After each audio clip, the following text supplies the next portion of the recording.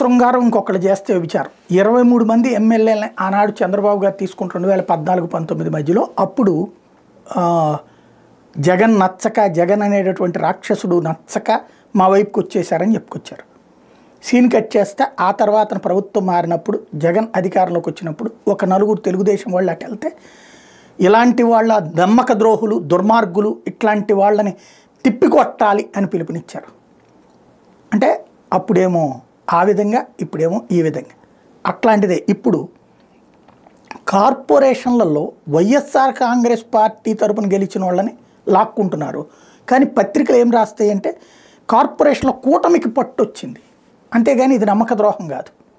అప్పుడైతే వల్లభనేని వంశీ, కర్ణం బలరాం, లేకపోతే వాసుపల్లి గణేషు ఇట్లాంటి వాళ్ళు ఎవరైతే తెలుగుదేశం నుంచి ఇటుకు వచ్చారో వాళ్ళందరూ దుర్మార్గులు. అదే ఇప్పుడు మళ్ళీ వైసీపీ నుంచి ఇటుకు వచ్చేటటువంటి వాళ్ళు మంచోళ్ళు.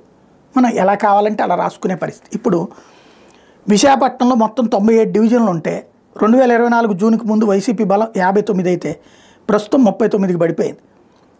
2024 జూన్కి ముందు కూటమి బలం 36 నుంచి ఇప్పుడు 56కి పెరిగింది. అంటే అక్కడ విశాఖపట్నం లాగేసుకున్నారు, ఒంగోలు లాగేసుకున్నారు, గుంటూరు లాగేసుకున్నారు, చిత్తూరు లాగేసుకున్నారు, ఏలూరు లాగేసుకున్నారు, నెల్లూరు లాగేసుకున్నారు, విజయవాడ లాగేసుకున్నారు. ఇది ఓవరాల్గా జరిగినటువంటిది. ఇలాంటి సిచ్యుయేషన్ని అంటే ఈ కార్పొరేషన్లో కూటమి పట్టు పెంచుకుంటోంది అంటూ అది చాలా గొప్పగా చాలా నైతికతగా అవతల ఫెయిల్యూర్గా రాసుకురావడం అంటే పత్రికలు ఎలాంటి జర్నలిజం చేస్తున్నాయి అన్నది ఇక్కడ అర్థమవుతుంది.